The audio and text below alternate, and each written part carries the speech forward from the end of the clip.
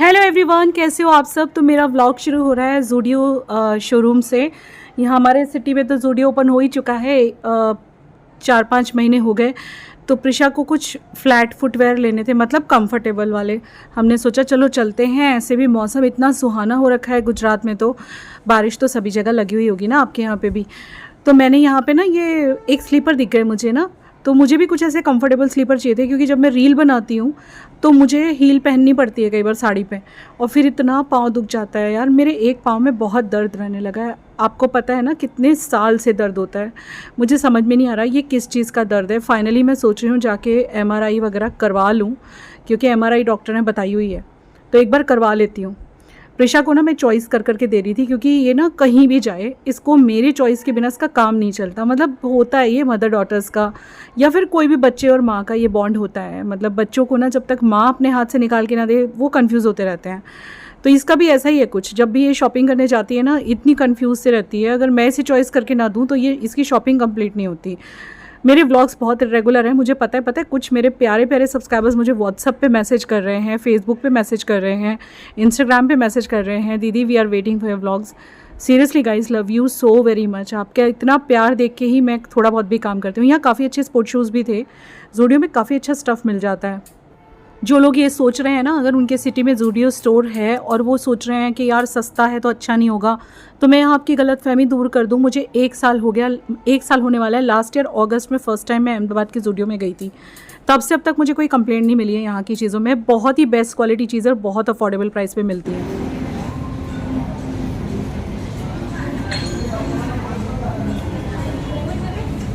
नहीं, वो लेना है ना मुझे, बॉडी वॉश वगैरह लेने थे।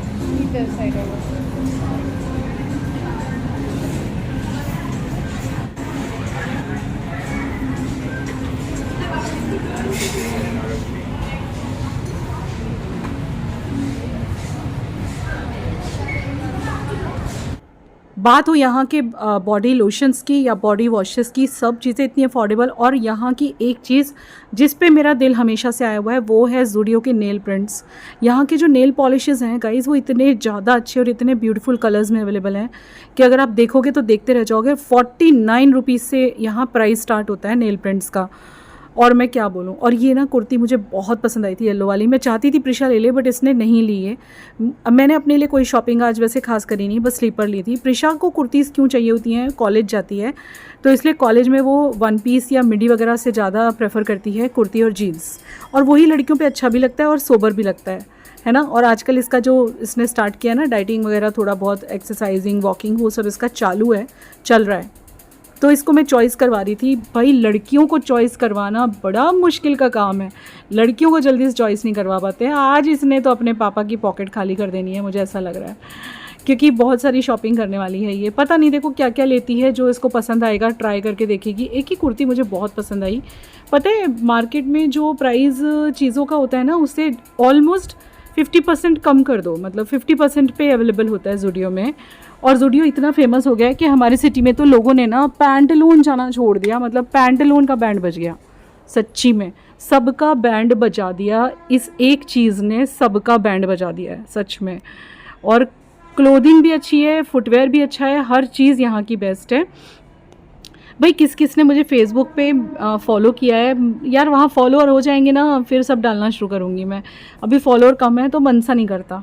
बाकी इंस्टाग्राम पे आप देखते होंगे मैं एकदम रेगुलर हूँ। इंस्टाग्राम का और फेसबुक पेज का मैं लिंक नीचे छोड़ दूँगी, वहाँ पे रिप्लाई करना ज़रा ईजी हो जाता है। वहाँ मैं सबको रिप्लाई करती हूँ। ज़ूडियो ये मुझे ऊपर ले जा रहा है मेन सेक्शन पे, पता नहीं इसको क्या लेना है। आज मेरी मेहंदी डाली थी, देखो हल्का सा टेंट आया हुआ है।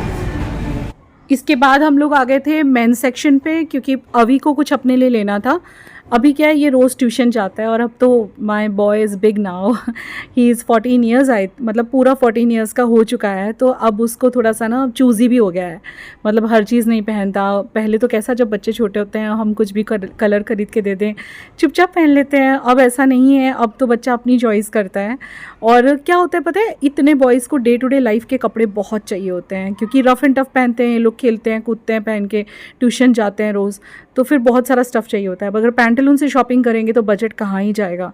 यहाँ पे 199, 200, 300 ऐसे आपको देखो 199 में टी शर्ट रखे हुए हैं, ऐसे टी शर्ट मिल जाते हैं। और यहाँ के टी शर्ट अभी अगस्त से पहन रहा है, लास्ट ईयर से, तो ऐसा तो है नहीं कि अच्छी चीज़ें नहीं हैं। अगर आपके सिटी में भी ज़ूडियो है ना, बिना हिचकिचाहट के चले जाना आप भी शॉपिंग करने, आपका पैसा तो बचेगा। और काफ़ी ट्रेंडी चीज़ें मिलती हैं। देखो ये वाला जो ओवरसाइज़ टी शर्ट है ना, ये जो जिस दिन अभी वेयर करेगा मैं उस दिन दिखाऊंगी। इसने इसमें से एक बाय किया था, मैं आपको कल के व्लॉग में बैठ के स्टफ़ दिखाऊंगी। चलो हमारी शॉपिंग पूरी हो गई, फाइनली हम लोग घर जाते हैं।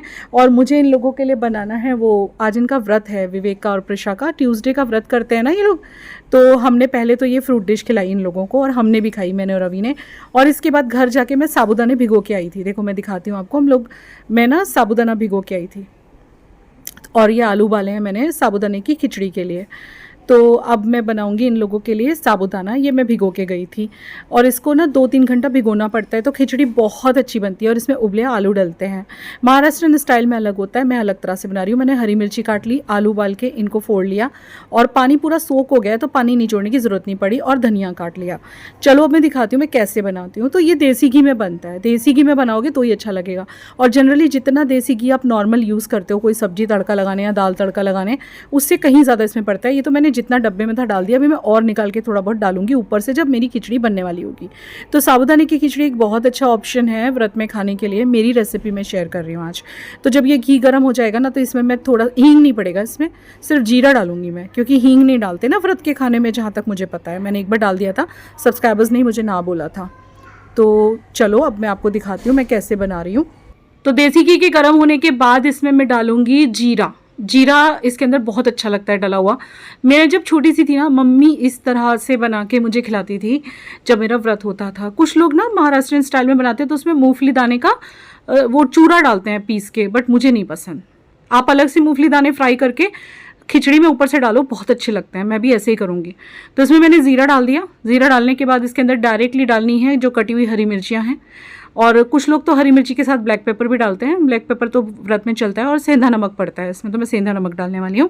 और बहुत सिंपल तरीके से बनती है, लेकिन लगती बहुत बढ़िया। आप ट्राई करना इस तरह से। वैसे सभी लोग बनाते होंगे, लेकिन सबकी रेसिपी थोड़ी थोड़ी डिफरेंट हो जाती है। फिर डालेंगे इसमें कड़ी पत्ता। कड़ी पत्ता इसमें बहुत अच्छा लगता है। और आप चाहो तो इसी मोमेंट पे आप शींगदाने यानी कि मूंगफली दाने भी डाल सकते हो, और अगर आप अवॉइड करना चाहो तो अवॉइड कर सकते हो। फिर इसके अंदर मैंने आलू डाल दिया। आलू में ऊपर से मैंने नमक ऑलरेडी छिड़क दिया हुआ है, ठीक है। अब इसको थोड़ा सा चला लेंगे। उबले आलू हैं इसलिए कोई ज़रूरत नहीं है ज़्यादा पकाने की। थोड़ा धनिया डाल देंगे, यहाँ पे थोड़ा धनिया हम ऊपर से डालेंगे, थोड़ा अंदर डालेंगे, ठीक है। और अब बस थोड़ा सा इसको भूनने के बाद इसके अंदर मैं डाल दूंगी जो मेरे साबूदाने मैंने 3 घंटे से भिगो के रखे हैं, और सारा पानी सोख कर लिया है। बट अगर आपके साबूदानों ने सारा पानी सोख ना किया हो तो आप छलनी में थोड़ी देर के लिए निकाल के रख सकते हो, जिससे उसका एक्सेस वाटर निकल जाए। और अब इसको चलाते जाना है। साबूदाने की खासियत ये है कि एक तो इसमें घी ज़्यादा पड़ता है, या तेल जिसमें भी आप बनाओ। अभी मैं इसमें और घी डालूंगी।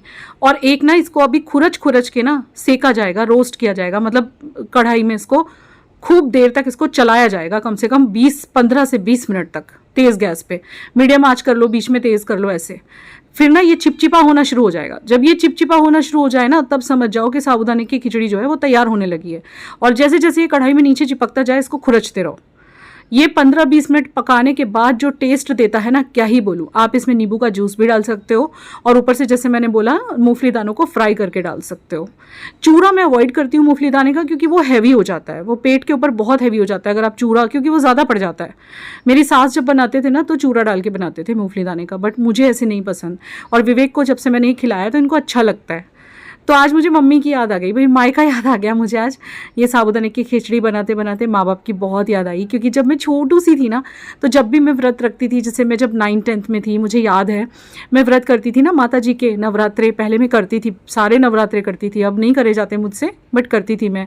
तब मेरी मम्मी मुझे एक टाइम ये खिचड़ी बना के खिलाती थी, कभी कूटू के आटे की पूरी। पता है ये सारी चीज़ें बचपन की बड़ी याद आती हैं, मतलब आपको भी आती होंगी, क्योंकि जो लोग की भी शादी हो गई है ना, ये मीठी मीठी सी यादें हमारे साथ होती हैं कि हमारे मम्मियों ने हमारे लिए जो है बचपन में क्या क्या मेहनत करी होती है यार, कितनी सारी चीज़ें बना के ये लोग अपनी लाइफ में खिलाती हैं हमें, और आज वही रोल हम प्ले कर रहे हैं जो हमारी मम्मी ने कभी किया था। चलिए व्लॉग लाइक कर देना और कैसा लगा बताना आप ये रेसिपी, और ये रेसिपी ज़रूर ट्राई करना। मैंने ऊपर से जितना भी धनिया था सारा डाल दिया, और जितने भी लोग मुझे कमेंट करते हैं सबको दिल से लव यू, बहुत सारा प्यार आप सबको, ठीक है ना। और अगर आप लोग चाहते हो कि मैं कमेंट्स के ऊपर अलग से वीडियो बनाऊं तो मुझे बताओ आप, तो फिर मैं कमेंट्स के ऊपर वीकली वीडियो बनाऊंगी, वीक में एक वीडियो, इससे ज़्यादा तो मैं टाइम नहीं निकाल पाऊंगी क्योंकि मुझे इंस्टाग्राम वगैरह भी देखना होता है। Love you so much my subscribers, my YouTube family. मिलते हैं कल के ब्लॉग में। चलिए ये रेसिपी ज़रूर ट्राई करना और लाइक ज़रूर करना। बाय।